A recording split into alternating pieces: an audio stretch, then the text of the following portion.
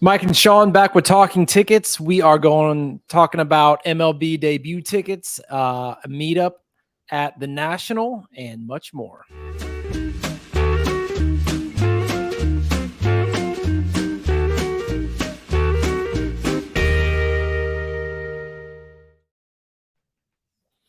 What's up, Mike? How are you? I'm good. Good. I heard you had some really hot weather down there. Is that right? 100 degrees. I think I looked, it's 8 o'clock and it's 97 here right now. A cool, balmy 97. and that's a relief. Just probably like Seattle, huh? No. It's been high 70s here. It's perfect. That's why I make a Austin pilgrimage, August pilgrimage somewhere up north every year. Mm-hmm. Yeah, because it's smart. brutal. So what's going on? Yeah, jump into baseball season's kind of taken off, and we got all these big prospects and the Elly Cruz, and I feel like baseball's kind of had a renaissance. And I know big thing in your world is MLB debut tickets. Yeah. So I kind of want to get your thoughts of, we'll say the biggest prospect is probably who's kind of hit the stage and has been amazing is Elly Cruz, right? Yeah. And, nowadays we know whenever anybody, hits the scene in MLB, people start trying to get their tickets, right? So, Elly Cruz is a known commodity, right? Stud for the Reds, home debut. So, what happens is everybody goes out and, buys their tickets, or somebody will get a big group ticket. Then they medium list them on Booger Stubs, eBay, right? Go for $50, $100. And then we saw this the other day, which I'm sure you saw, right? Did you see this on Facebook the other day? I did not see this. So somebody posted, interesting observation.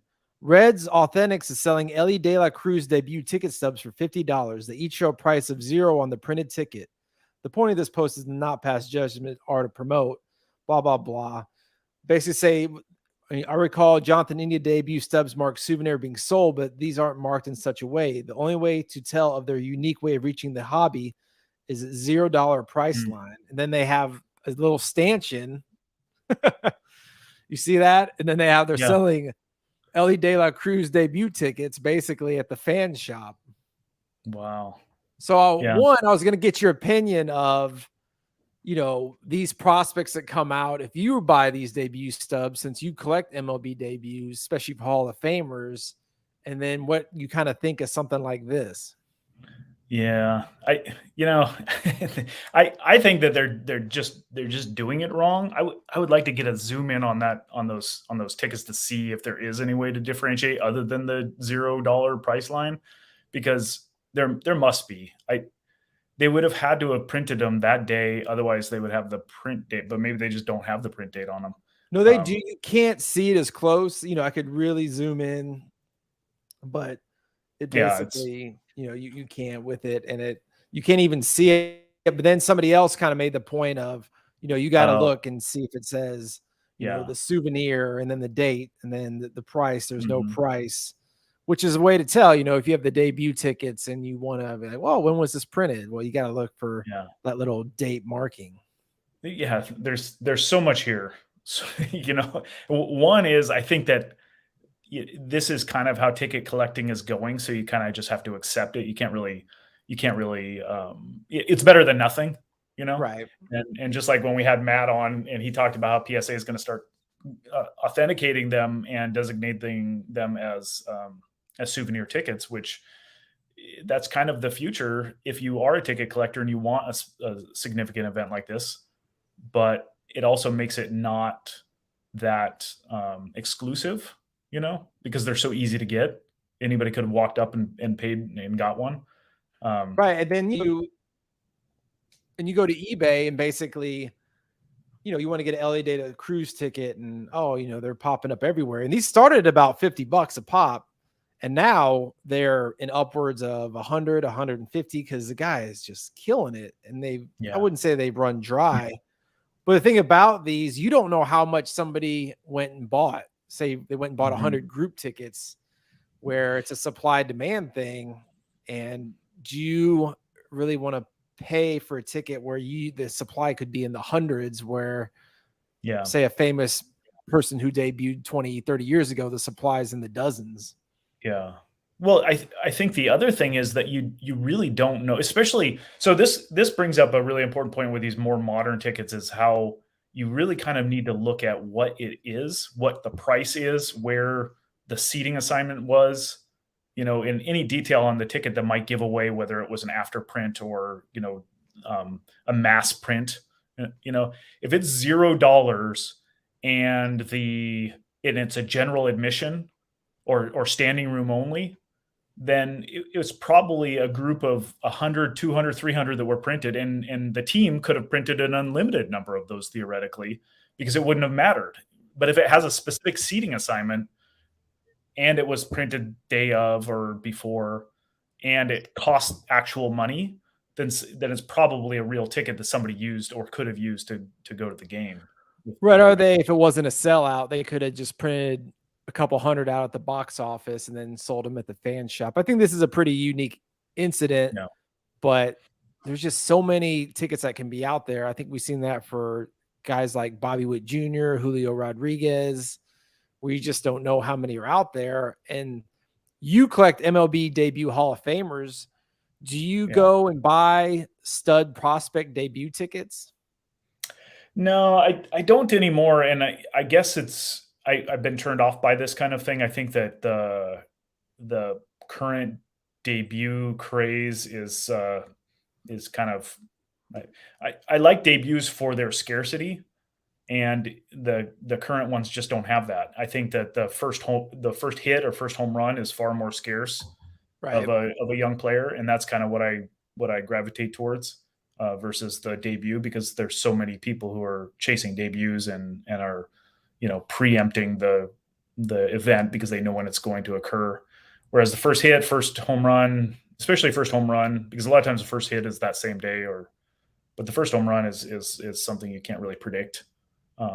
So it's a little more, but that's why I'm mostly into vintage, and I've kind of gotten more and more into vintage as a result of these issues. But I'm all for it as long as it keeps people collecting and interested.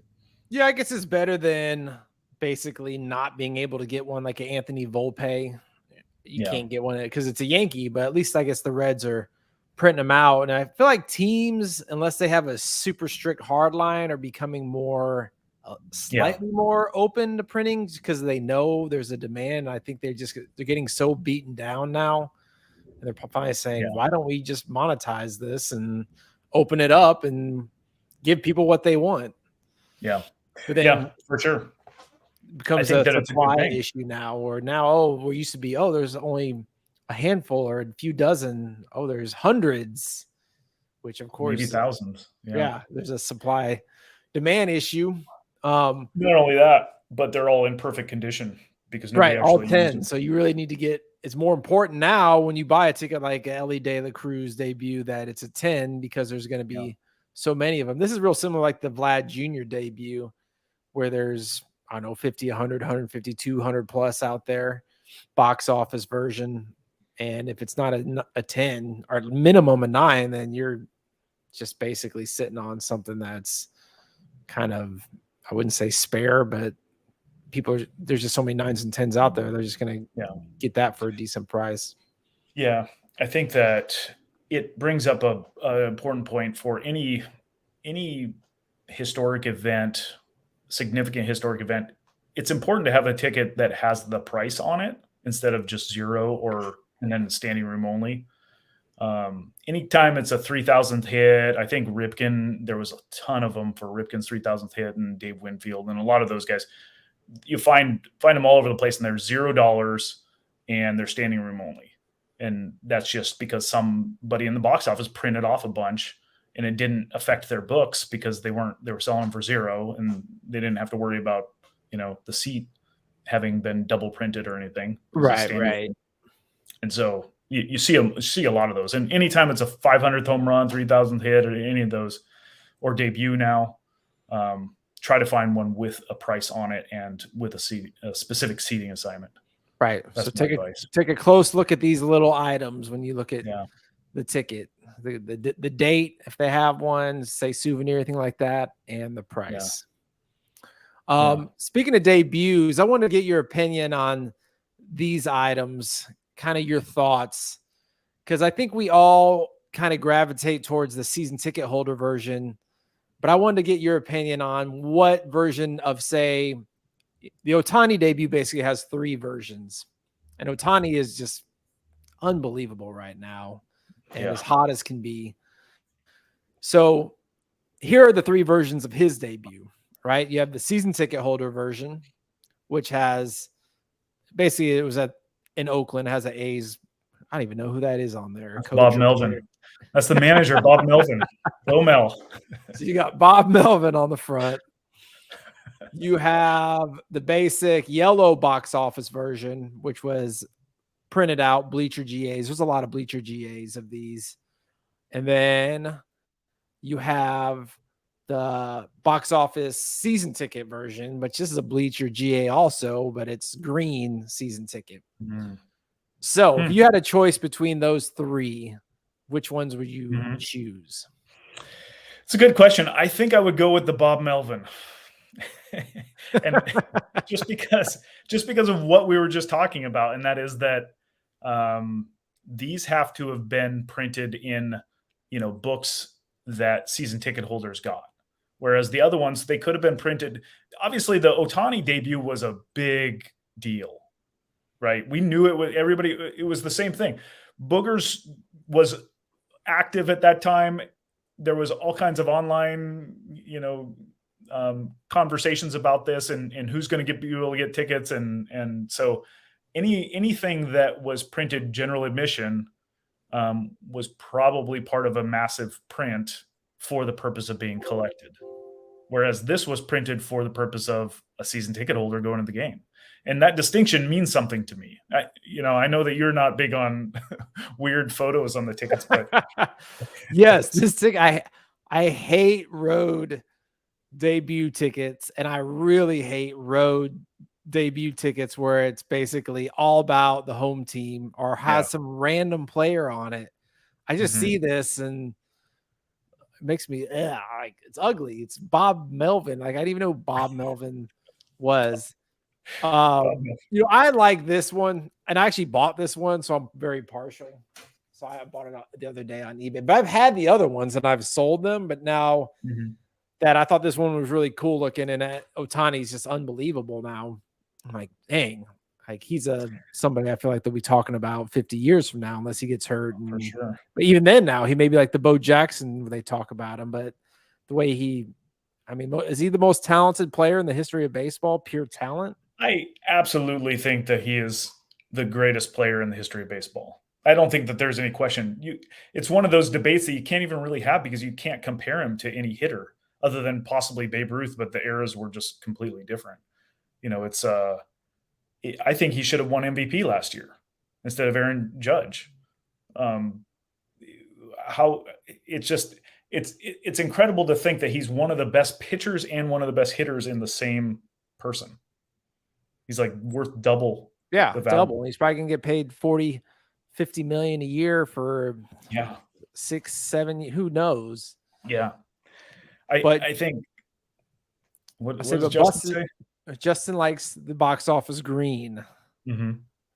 I wonder. I didn't realize that there was a distinction. So you're saying that the green version is probably more rare because of the season ticket, because I think it is the rarest one. You do see the yellow quite a bit, and you do see I think the yellow is the mass printed one, right? And then this is really weird. I guess they have season ticket for people who bought bleachers. Maybe they bought them late. If you buy season tickets late before they do their print run, they'll be like, okay, well, we'll just print them out at the box office for you. Come pick them up. But then again, it has season ticket on it, so it's interesting. Yeah, I didn't realize that. I haven't really got into looking at Ohtani debuts, but I would like to get one also, just because of he probably, assuming he doesn't get injured and have any serious injury problems, he's got to end his career as the greatest ever. And it's early, and it's hard to say that. I guess he started a little late, so I guess it may be hard to him to reach those huge milestone numbers like 600 home runs, or he's not going to get 300 wins and things like that, which may really. I guess it's kind of like comparing him to Bo Jackson, because if you look at Bo Jackson's numbers on either sport, he wasn't really that impressive. But anybody who remembers him has a clear understanding that he was greatest athlete of our era doing what he did. Yeah, I think it's all about, if he could really play till he's 40, then oh my gosh, he 100% would probably be known as the greatest of all time. If he played at a level he could play till that age, then he probably would be competing on both. Yeah, it's one of those that I kind of ignored when it happened, because it was so there were so many of them. But then I recently looked at the pop report, and I was kind of surprised that there wasn't more debuts than there are. Have you looked at? There's like less than 100. Yeah, there's like sub 100. I think it's around like 60 or 80.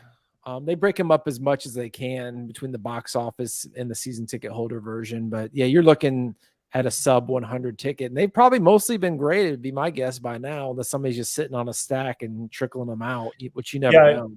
I noticed that the season ticket version is about equal to the box office version as far as their populations go. So I expected the box office to be a lot higher than that.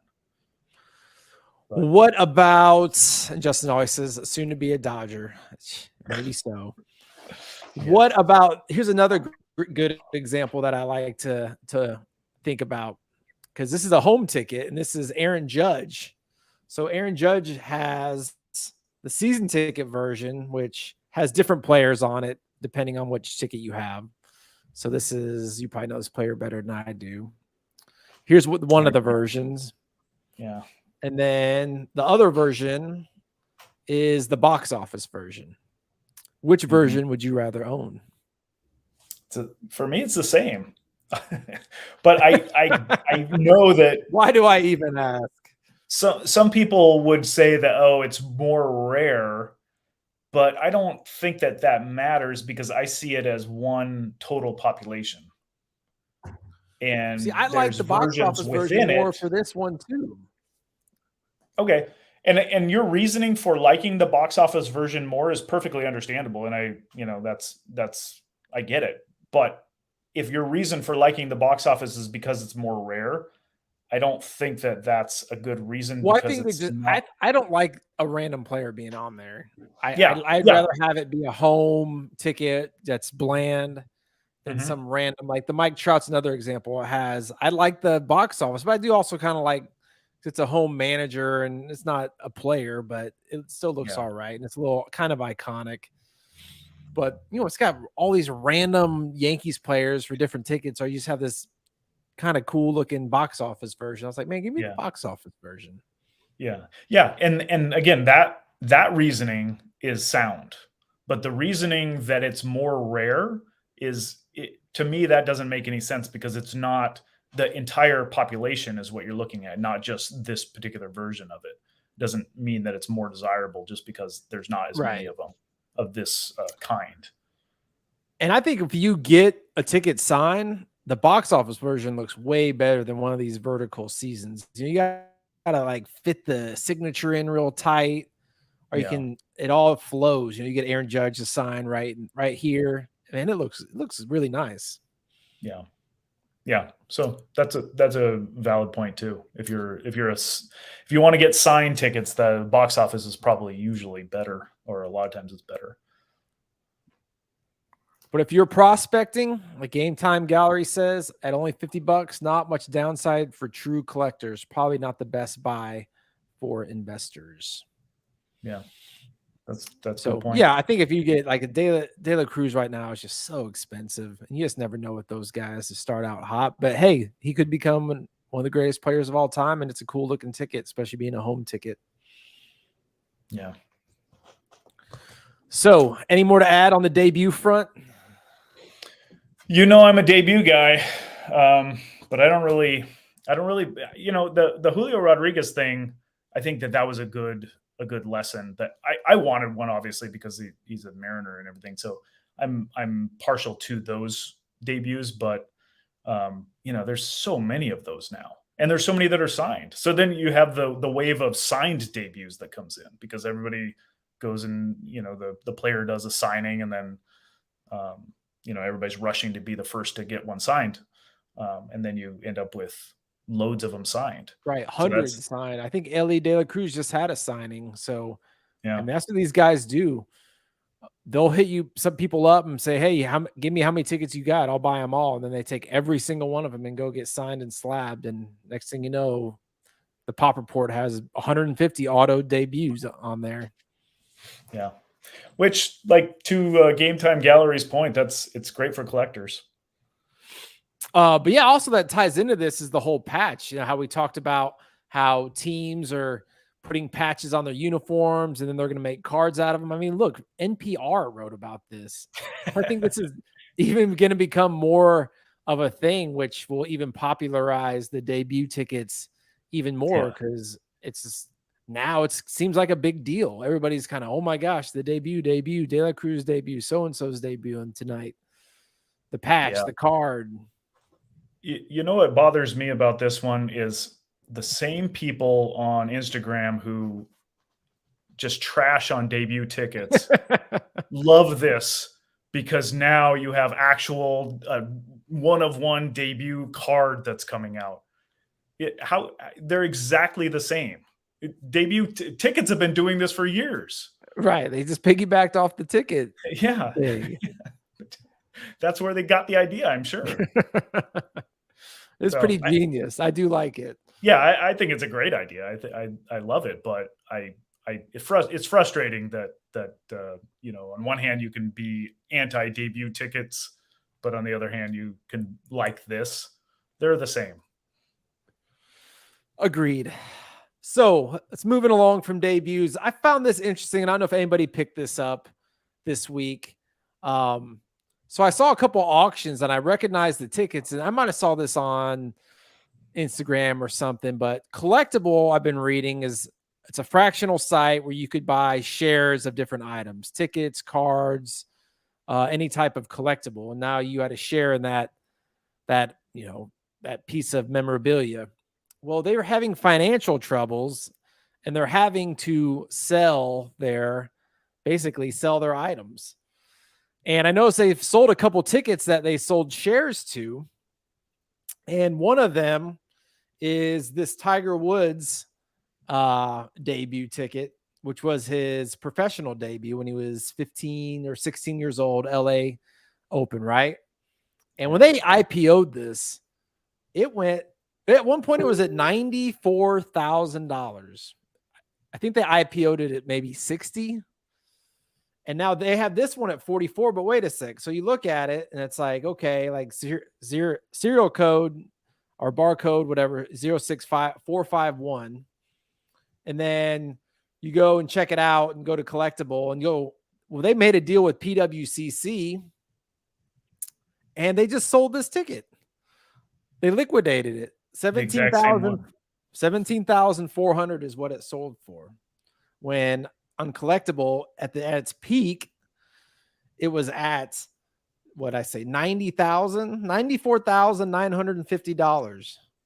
Sold for $17,500, which I actually think is a pretty dang good price. If you give my opinion on that, right? Don't you think that's pretty damn solid? Oh yeah, I would sell mine for $17,000 if I had a buyer. I mean, it was a PSA 6, which is pretty good grade. But this wasn't the only one. So the other one they had was the Tom Brady debut, PSA 7 box office. And these were crazy in the bubble peak. Look at this. At one time, $129,177 for this ticket. Wow. And it's not even signed, right? Yeah, not even signed. And they IPO'd that SOB, and I think they filled it. They sold it the exact same one, 17,400. Is that the exact same as the other one? Interesting. Yeah. 17,400. Section 109, row 35, seat 25. Do you think that's a good price for that? Yeah, I think that was a good price for it too. Yeah. Exact same ticket. So it's kind of interesting that, I've heard about Rally getting into trouble, and I wonder if they're going to be next. And they have some big tickets Yeah. on their site. See if I can get a little better look at them. But like one of them is the Wilt 100 ticket. They have the Ice Bowl, Jordan debut. They also have a Tiger Woods debut ticket. It's kind of loading up, but we may be seeing these hit the market if Rally takes a big dump like Collectible did. But it's just crazy when you see what they go for and what they had and what they go for now. Yeah. It's who would have ever thought that a market that's based 100% on speculation would have ever collapsed?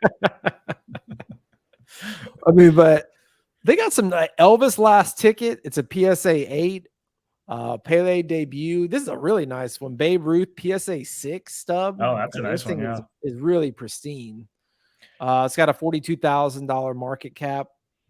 And they kind of give you the graph of, where it's traded. Look at it. Really, that's just what the shares have traded for, $2, but like 40,000, pretty steady. Jesse Owens medal, Super Bowl 1 ticket, a white one, which is actually pretty rare, super rare full. Yeah. But yeah, they have this one at 30,000, but sorry, they're gonna have to cut that market cap in half because that thing just sold for 17.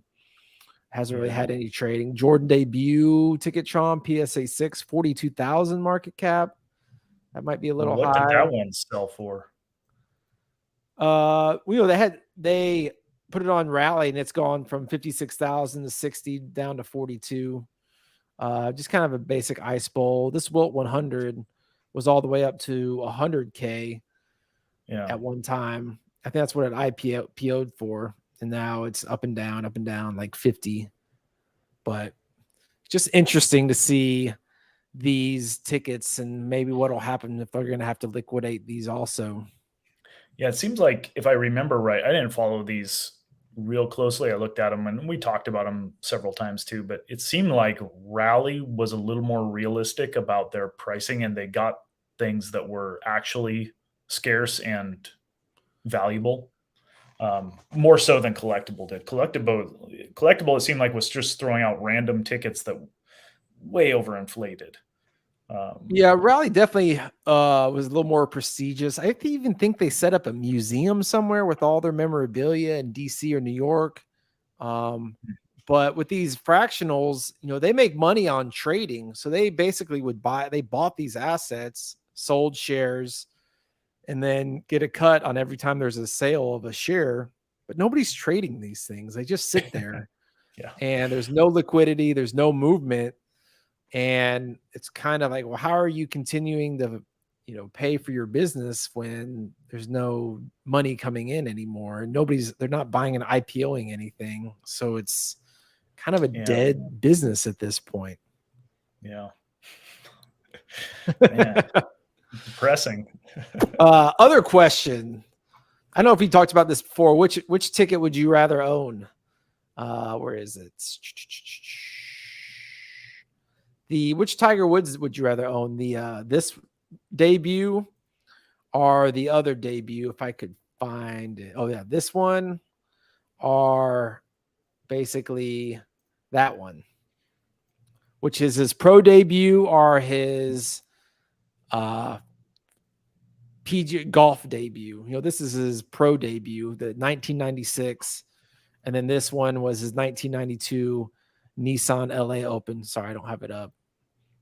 I thought I was showing this the whole time. 1992 Nissan LA Open or 1996 Greater Milwaukee Open? For me, I would rather have the Nissan Open. I think that this one, the Milwaukee, was a lot more highly anticipated. Because when Tiger Woods went pro, that was a big deal. So I think that probably more of these were saved for that reason. The the Nissan one, he was only 16 years old. He was well known, but I don't know that anybody was saving it specifically because Tiger Woods was playing. If that makes sense. I guess that comes back to the whole argument. A debut that was pretty irrelevant at the time, or the other debut or event that was a huge deal. Yeah. And then it's the rarity and go back into that whole discussion. Yeah. The fun times. Argument can be made either way, and I respect that. I own that one, so I'm obviously biased. I have the 16-year-old one, but and I don't have the other one, so maybe that informs my decision. Well, good luck, fractionals, rally, collectible. I think you may need it. And I want to touch on some other auctions. It's funny, this P Daddy just mentioned this. He goes, "Oh, the Jordan debut at Hindman Auctions for about $14K," which I never even heard about this Hindman Auctions. And I saw this. I was curious. Did you see this auction? Yeah, I saw it. I was surprised that it went for so much in that condition. Yeah, pretty beat up in a random I guess it's some auction house out of Chicago. Beat up. Yeah, they've done a couple sports auctions. I think they do other artwork also. But they've done some sports auctions that I've followed, so I get their emails and stuff. And I think I've actually bought some stuff from them before. Yeah, I never seen it, but I was curious, and I thought that was a pretty solid price. There were a few other auctions. This debut is on Julian's Auctions, which is another random site. I think Juli, I can't remember. Julian's. Yeah. This went for $9K. This is a really nice full 7, about as nice as you're gonna see. So that was an interesting sale. Full LeBron debut PSA 7. Did you see that one? I saw that it was for sale. I didn't see what it finished at. That seems like a pretty good price for it. Yeah, I thought it was pretty solid. So we're kind of seeing some interesting sales that have been popping up. Some things are pretty strong. I noticed some really interesting concert ticket sales, and that's kind of been stuff that I've been keeping an eye on. I don't know if you saw any of these over the weekend. There was a Beatles ticket, especially early Beatles full tickets. Like this random one was put on 1964 Forest Hills, New York complete concert ticket, unused. Final 10,700, and I think it's a pop 1, or there's none on the pop report, and it being a full. And these are actual tape stripes pulled from a scrapbook, basically. I was like, damn, that's a nice, solid price. Yeah, it must be Beatles collectors who try to complete all of their concerts or something, because it was probably just a small event that there's no tickets to. Well, I remember I've been wanting to get the Dallas one. I live in Dallas. And the fulls, I've never seen one. And one came up for auction, and it went for like $5,500. And I think it's just Beatles collectors that collect early fulls, and our early tickets, and especially fulls, are insanely hard to find. Yeah. And so very nice sale. Another one, Selena's. Her big concert in Houston, they consider her final concert, $2,750 stub. I bid on this. I really wanted it. I collect the last concerts, was outbid, but I got a story for this ticket later for another show that I can talk about, but can't really get into it right now. You can't get into it right now? That's weird. It must be a deal that's still in the works. Let's just say I made a deal for another one, so I'll show it at another date. All right. But this is another one I was hoping I could steal, and I was like, damn, 27. It goes from like 1,500 to 2,000. I'm like, are you kidding me? I was hoping I could steal for like $500. But just another example of a super rare historic concert ticket. And I think some people will be like, Selena, like, what the heck's the deal with Selena? But dude, she's a freaking, especially living down south and like in Texas, she's basically the goddess of Tejano country music, like the first one to ever break. Then the movie and everything. And this concert was historic with her purple jumpsuit and all that. What are your thoughts on those two concert sales? Yeah, I think that it's hard to know what the concerts are that are big unless you're really into it. Probably true with sports too, but I would look at that and have no clue of its value or significance or anything like that. Well, it's So kind of hard with some of these concert tickets that there aren't comps for some of them. So it's hard to know. Like when I'm bidding for the Selena ticket, I saw a full, like a year ago, go for $1,000 on eBay and it got bought in like 2 seconds. So I'm like, okay, well, that got bought for $1,000. That's the only one I've ever seen. And then this one's popped up. I've never seen another one. Well, what is this going to go for? And Heritage on a random Sunday night or a random music auction. Like, holy hell, there it goes, higher and higher and higher. It just, and so you just gave up on it? Yeah, I really want it, but this is getting stupid. I feel like another one will pop up later and won't go for this much. But heck, you don't know. You might be wrong. Yeah. So all you Selena's lovers out there it is. Justin loves the Selena. Let me see if there's any. There were a few other auctions that happened this week or last week. We had a couple Super Bowl ticket sales, like on Heritage. They had a random auction. Stubs, a 3 went for $2,100, a 4 went for $2,880. A 2 authentic went for $990. It's kind of a hodgepodge of stuff. They had some debuts, like a Marshall Faulk debut, Tom Brady first NFL win ticket. Nothing really crazy. I know we got some big stuff coming up in Heritage in the next auction. I haven't really dug into that. Have you looked into the next Heritage auction? I've seen a few that I'll be following, and at least one that I really like, but I know some other people that will really like it too, and I'm kind of not sure. So they're going to take you down. Yeah. Heritage stuff always goes for so much. It does. Yeah. So this one went for roughly, I don't have it up here right now, but like 30, really interesting. Pete Maravich, $3,500 ticket. I was like, wow, that's surprising. What's the significance? 48 points, LSU versus Tampa ticket. Huh. I don't know. Maybe there's something else to it. Yeah. 48 point Pete Maravich. I was like, damn, that's a interesting sale. Yeah, that's a lot. But that was kind of all the auctions I've seen come up. Justin says a debut. I don't know. I don't know if it's a debut or not. College debut? Maybe. I may have to do more research on that. December, that sounds like a little late, but maybe so. Yeah, December. Yeah. Who knows? Who knows? So did you pick anything up? Yeah. He said he was an underbidder on it. Nice. Did I pick? What have I bought? Let me see. I bought that Ohtani, that green one. I put an offer on eBay, and the guy actually was like, "Yeah, that sounds pretty good." I was kind of surprised. That one. It's an 8. I had a 9. I had that 10 I sold during the bubble, and I had a 9. These were box offices I sold like 6 months ago. And then I had a season ticket holder version that was like a 7 I sold like a year or 2 ago. But I was like, I kind of had a little regret, but I really like that version. I bought a couple Emmett's. I must try to sell one at the National. These are the record-breaking ones. He's going to be signing at the National, and I want to get one of them signed. This is a really nice one. You like a full. It's really cool. Maybe get it signed right in here.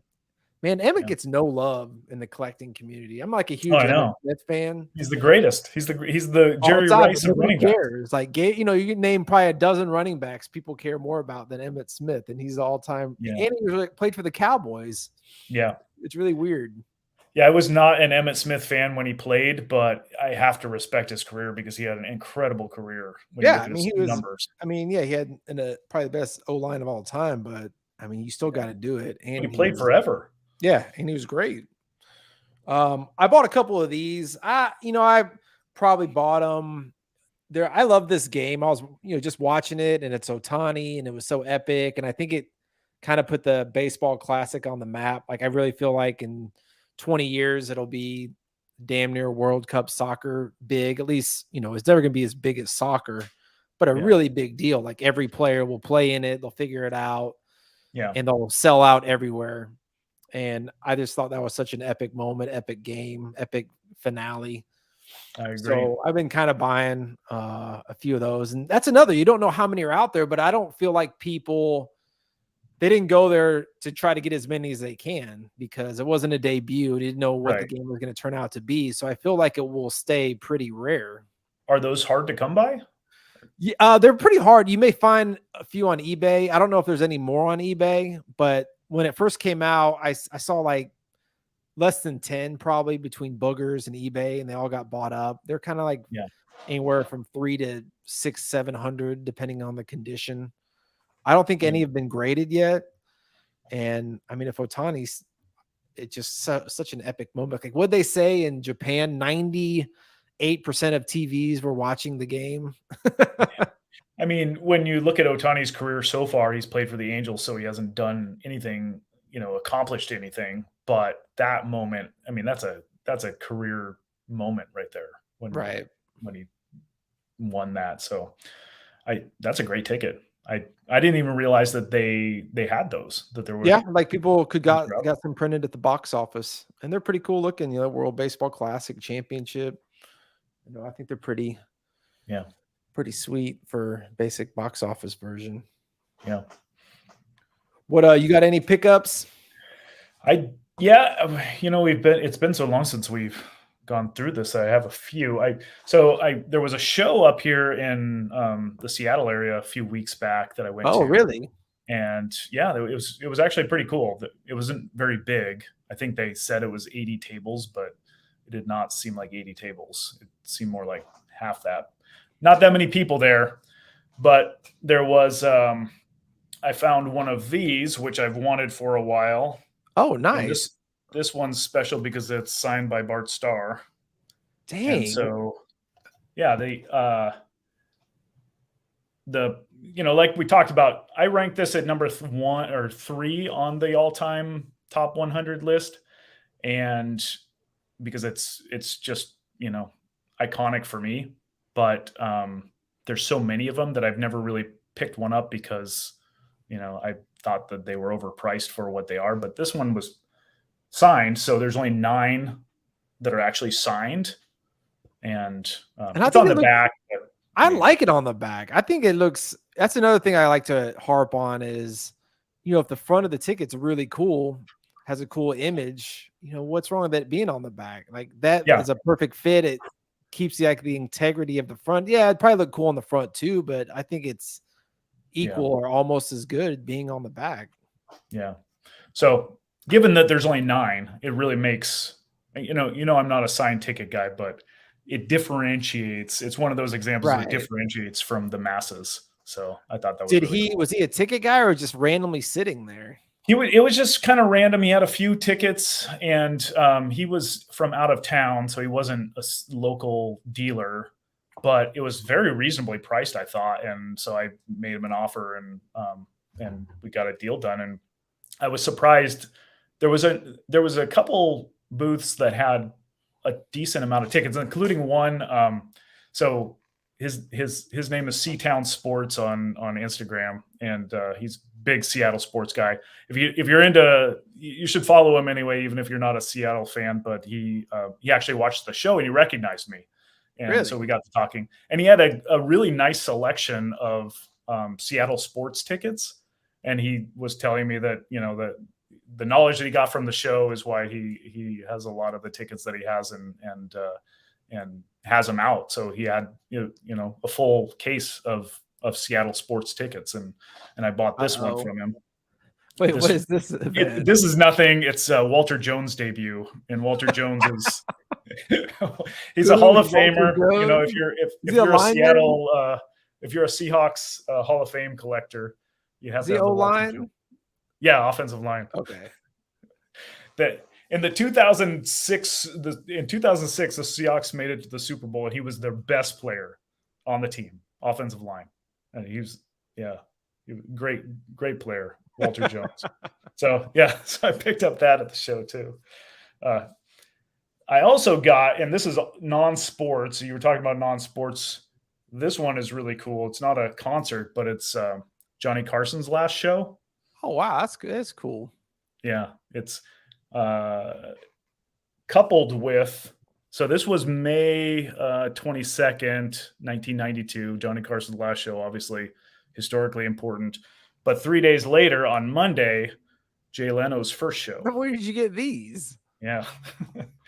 I can't reveal my sources. Oh, come on.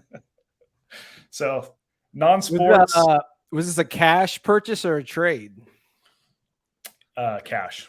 Cash, okay. Yeah. So have you done any trades lately? I can't think of any big trades that I've done. No. Have you? You worked any trades? No, I've been out of the loop. I hopefully the National, I want to do some trades, and we're going to talk about that in a minute at the end. There's a couple other things I wanted to point out I thought were interesting. Derek Jeter's doing a signing. Kind of, would you get your opinion on? I know you love Jeter, so might as well give me your opinion on his signing. 800 for tickets, basically, and 400 for an inscription. Does that sound like a deal to you? So you need $1,250 or $1,200 to get MLB debut on his debut, right? Yeah. The way that the market is, I think that's kind of pretty reasonable. But I'm not, obviously I'm not a fan of doing that. I think that in this case, it could take a ticket that isn't as valuable, like his first hit or first home run, and make it, quite significant. What about the greatest play in baseball history, the flip play? What did I call it? The hustle play heard around the world. the heads up play heard around the world. I think. I don't get it. Somebody who's a Yankees fan, please explain to me why that flip play is anything. This is at powersportsmemorabilia.com. I think their deadline's July 7th. If anybody, do you have anything? I sent a flip, I had a couple flips in box office, which I like to get signed, the horizontal box offices. But then to me, it's the debate, like, okay, that's a ridiculous amount of money and getting the value out of them. It's like, maybe not. So it wasn't like one of those no-brainers. So on that one, do you get an inscription? Like flip on one of the tickets I did, one of them I didn't.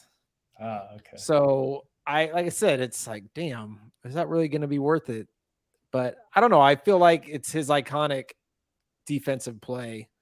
Yeah. So, I think that guys like him there'll never be a situation where they are signing for $25 or $50 or something like that, or they're going to be open to signing massive amounts. They'll always be really expensive for the rest of his life. He'll be very expensive to get signed. So the value, I think, will always be there. That's kind of built into the premium that it takes to get the signature. So I don't think you're at much risk in that. That's kind of what I'm thinking. It's Jeter, it's Yankees, iconic. It's probably not ever going to get cheaper. He may stop signing. There are no flip tickets signed, I'm pretty sure. I'd have to double check that. And graded. So we'll see. Lastly, let me see. I don't think about great, but 800 is so much for that ticket. True. For those going to the National, Sean, you probably have more information on this. Go ahead and so ticket collectors going to the National, I think that we've set up a few things that are going to, or we're going to participate in a few things that are going to make it really fun. And on Friday, I don't think we've set a time yet, but probably around 7. I think that's good. Yeah. We've teamed with this brewery. It's Revolution Brewery. The address is, I forget what the address is, but it's about 20 minutes. Yeah, there it is. Well timed. So about 20 minutes from where the National is, on Friday night, we're going to have a meetup for any ticket collectors if you are watching the show, or we'll post this in Boogers, that anybody who's going to be at the National, even if you're not a ticket collector and you are interested in tickets or talking to people who are hardcore about tickets, this is where it's going to be on Friday night. So, and then of course Saturday night, then we're doing the trade night with Dave and at the ticket convention, and we're going to do a live show at some point during that time. So lots to do for ticket collectors outside of just the National. But this is our plan for that, just a meetup. I don't know how many people will be there, but the place can hold a lot. So it's open, and maybe it's just a few, maybe it's just a handful of us, but it'll be fun either way. And it's really easy to get to. So if you drive in or you go to the National, here's the National at Donald E. Stevens Convention Center. And basically it's about a 15-minute drive, or you can jump on the train, and it's about a, 18 or 15, 20-minute train ride. But, it's on the way to the city. It's not to the heart of the city, but no traffic. If you drive, it's 20 minutes. If you walk from the convention center, take the train, get off, you're probably looking at a 30, 40-minute thing. But if you Uber there, hopefully 7 o'clock, traffic's not too bad. You're probably looking at 20, 25 minutes. If you go to the National, you got to get out of Rosemont. You can't stay in the city of Rosemont for 5 days straight. So this is a good excuse to get away, have a few beers, hang out with some ticket collectors. And I've heard really good things about this brewery. The guy that basically hit you up, right, to invite us. I think his name's Beer Aficionado on Instagram, and he's a ticket collector, believe it or not. And he reached out to me and asked if we wanted to do a meetup there, and I was great idea. And like you touched on, I've been to the National a couple of times in Chicago and the Chicago Spectacular, and I've never gone outside. I've been to Chicago, the city and everything, but I've never at the National gone outside of the main airport hotel area. And I think that this is a really good opportunity for that, to just get out and see a different neighborhood and kind of experience a little bit of Chicago outside of that area, because it's not even Chicago.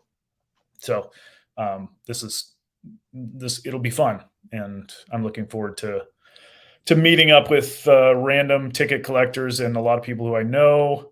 There'll be people there that I know that I've never met in person. Looking forward to talking with them, people that I have met. But I've talked to several people so far that are ticket collectors who want to go to this also. So hopefully we'll have a good showing.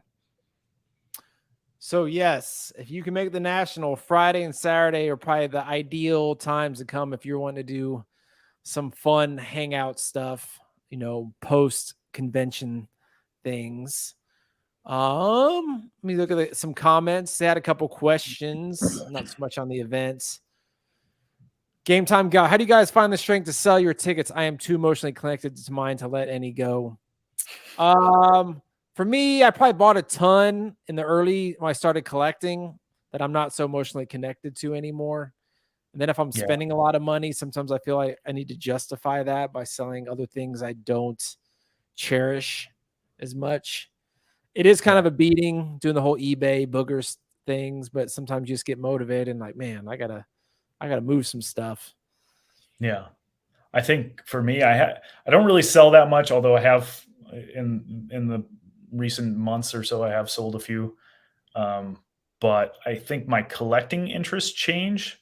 And when my collecting interests change, then that I was collecting prior to, in past years, then I don't really care about it, lose that emotional connection.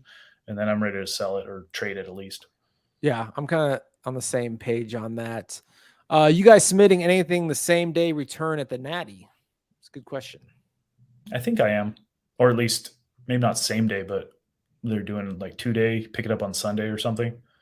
But I know my hang up is I don't want to wait in line, and I don't know if there's going to be a long line. What's been your experience of doing that in years past? Well, last year I just dropped some off. They weren't doing any grading on site, but I dropped some stuff off, and it was a little bit of a line just to drop stuff off, which, but whatever. That I think it was maybe 25 minutes, a half hour to wait in line. But you said you didn't get those back for months. Yeah, right? it took 6 months. It took 6 months to get those back. I wouldn't, if you're going to drop off, the only benefit to that is the security of knowing that they were delivered. So you don't have to send them in the mail, basically. But it seemed to have taken a lot longer. I don't know if that had anything to do with it, or if they were just busy at that time, or what. But I don't know. But they are going to. PSA has PSA announced that they're going to do same day, or I'm not sure. Beckett's good. I'm pretty sure Beckett's going to be there too, right? yeah. So let's assume that they're going to do some sort of on-site grading. So I am putting together some tickets like these two that I just got. I'm definitely going to get those, bring those to the National and get them overnight or whatever it is, so I can have them there. But that brings up another topic, and that is, what should we bring for trade, or whatever, sell for trade night? What are you going to bring? Maybe a topic for another night. Yeah. Probably. We're getting pretty late. But yeah, I'm traveling a long distance, and I don't want too much weight to carry. So I have to be careful what I'm going to bring. But other question: will Walter Jones be signing at the National? Funny guy. Yeah, Strikeforce says, I think you can submit on Wednesday. I'm sure, there's probably better times than others. Saturday, Friday, Saturday are probably the busiest days, I'm thinking. Yeah. And then Mario Kart says, it's faster to mail ticket than drop off. I drop in at the sports show in Chicago every 6 months. Yeah. So, yeah, I guess it's kind of like, you want the security of dropping it off, same day pickup. I'm sure it's quite a bit more to get that, instead of the whole shipping them out and trying to get them shipped back. And so I guess to each their own. Yeah. Well, I think that's all we had for tonight. I'm sure in the future weeks, we're going to have more info. Maybe have Dave on, get a little more specific about the ticket convention, a little more detail about the trade night, the meetup on Friday night. But yeah, if you guys can make that out, I think it'll be really fun, especially going to that brewery on Friday night. Yeah. But glad Sean and Beer Aficionado is getting something like that set up. Yeah. Looking forward to it. Most definitely. Did you have anything else you wanted to share? I think that's it. Oh, I forgot to show this. Uh-oh. What we got? April 3rd, 2001. It was my Bat Boy debut. You get that auto, and hey, you send that to Beckett. They'll put that on there. Sean's Bat Boy debut. A night to be remembered. The double, absolutely. The steal. What else in Mariners history? Ichiro debut, Griffey it's debut. The day after Ichiro's debut, so put those together. Very nice. That's a good note to end on. I thought so too. All right, everybody, thanks for watching. Follow us on YouTube. We'll try to do another show next week, and we hope to see you at the National. I'm Sean. I'm sure I'll see you there. Absolutely. Maybe next week. All right. All right. See you later.